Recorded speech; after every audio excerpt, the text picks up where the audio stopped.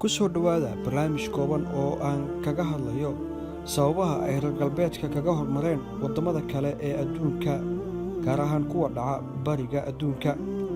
Waa su'aal aan jawaabteeda ku soo koobi karin si fudud, laakiin waxaan jeclaystay inaan idinla wadaago halbeegga ugu weyn ee ay reer galbeedka kaga hormareen waddamada dhaca bariga adduunka. dabcan reer galbeedka waa waddamada dhaca galbeedka adduunka sida Yurub iyo Maraykan, halka reer barigana ay yihiin waddamada dhaca qaaradaha Afrika iyo Aasiya. Horumarka reer galbeedka ma ahan inay ka caqli badan yihiin dadka reer bariga ah, si la mid ah dib u dhaca reer bariga kama dhigna inay yihiin dad doqomo ah. hase yeeshee arrintaas dhaafsiisa ayaa ah in reer galbeedka ay caawiyaan oo gacan qabtaan midkood fashilmay, halka reer barigana ay dagaal la galaan midka guulaystay oo ay u muujiyaan xasad iyo xin kana hinaasaan horumarka uu sameeyey. reer galbeedka ayaa ka caawiya kuwooda nolosha ku fashilma waxbarashada.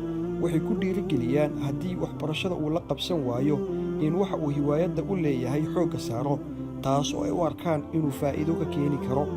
waxaa lagu dhiirigeliyaa inuusan quusan. waxaa loo sameeyaa goobo kuwa fashilmay talooyin lagu siiyo, loona jiheeyo halka ay wax ka qabsan karaan.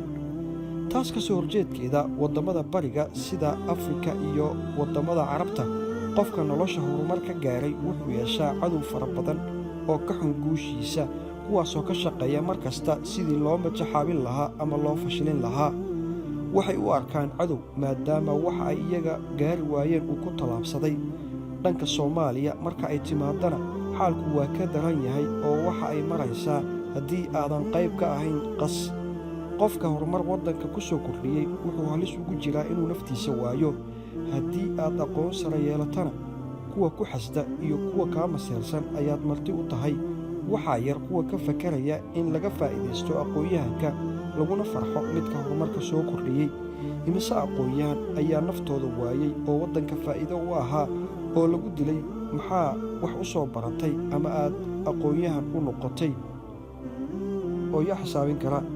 si kastaba ha ahaatee, in qofka fashilmay la saacido, kan tabarta daranna gacan la siiyo, waxa aad jeceshahayna walaalka la jeclaato, kuna faraxdid guushiisa kana naxdo dhibtiisa, waa sifaad ay diinteenna na barayso laakiin nalaga waayey.